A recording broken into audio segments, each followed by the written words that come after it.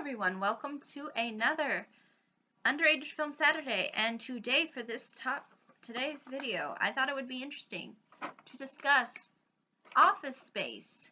Now, I'm sure there's people that have heard of this film, and I understand that it has sort of this kind of cult following associated to it, kind of similar to how The Secret of NIMH has sort of a cult following with it.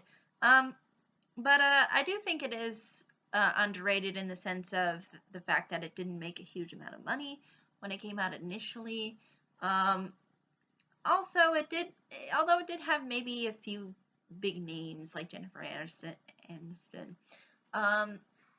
it's not really regarded, I think, as something that's kind of again, like a household name it's just not, I think, a film that usually a lot of people really talk about, at least a whole lot.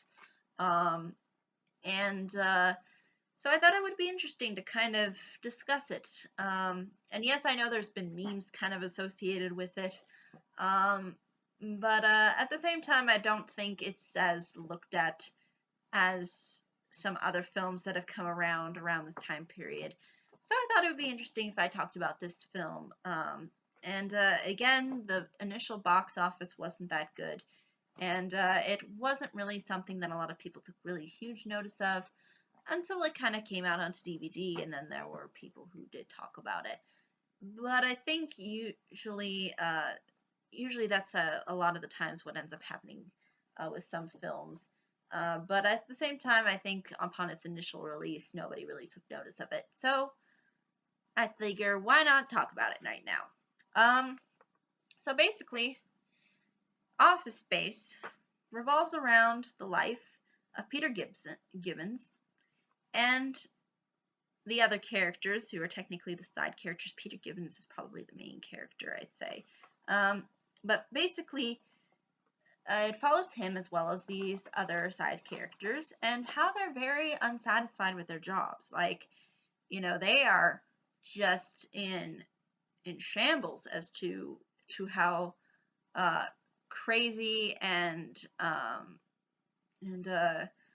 corrupt their circumstances are. And the interesting thing about this film, I think, is how it approaches it.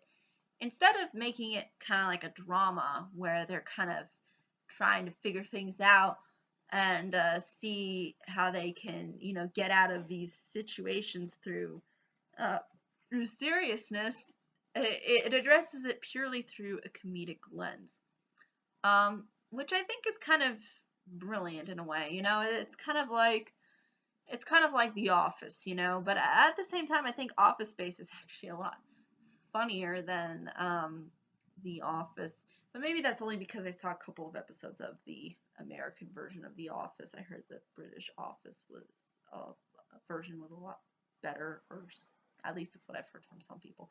But basically, I think the reason why this sort of works in a very odd, strange way is because it focuses on this kind of the mundaneness, the annoyances with having to, work, especially within these circumstances that they're in. You really do sympathize with them, and I think a lot of people can identify with these kinds of circumstances where they feel like the person who is above them doesn't know what they're doing. And I think that's something that a lot of that I think the film wanted to capture, but capture it through being kind of funny and being not as serious about it. And I think that also might too flow with it might flow it might flow good with some people, and then other people might not like that approach, which is something also I could see why this film probably didn't initially make a lot of money.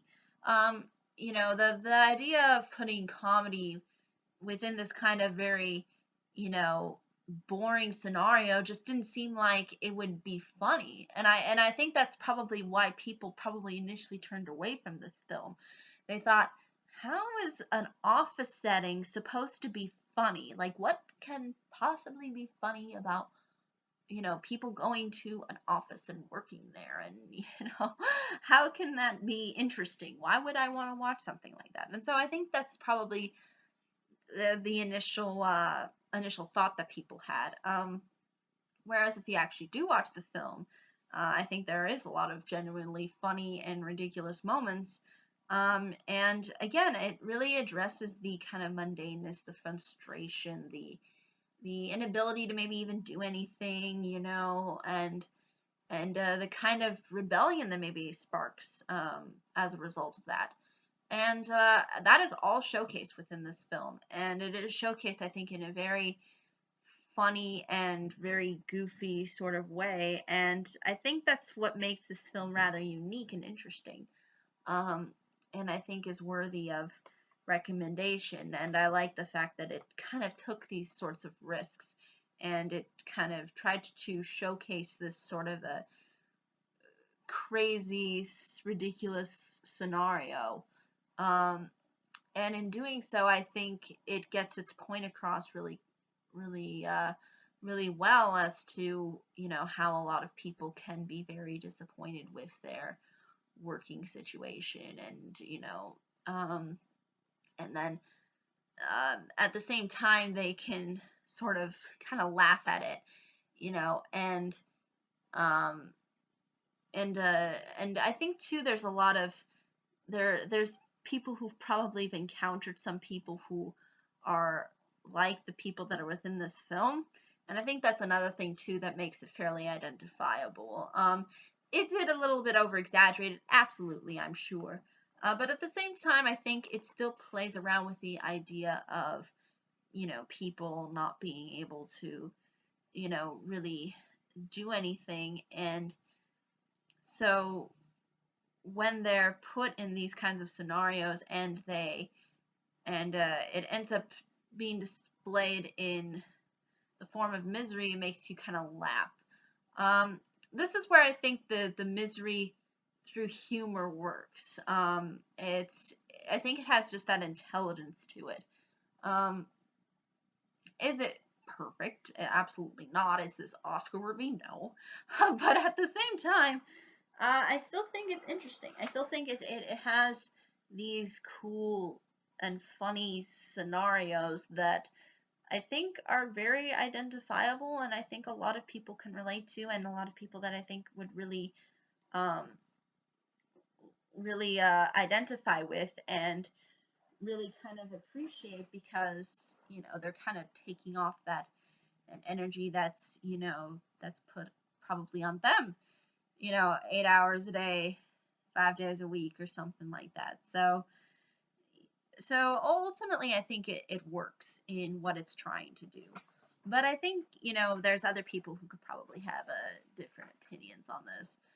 But I think that's really ultimately all I can say when it comes to this particular topic. But again, if there are any questions, comments, concerns, I'd be more than happy to answer them. Thank you so much for watching. I hope you all have a pleasant day, week, month, and year. And I hope to see you all in the next video. Take care. Bye-bye.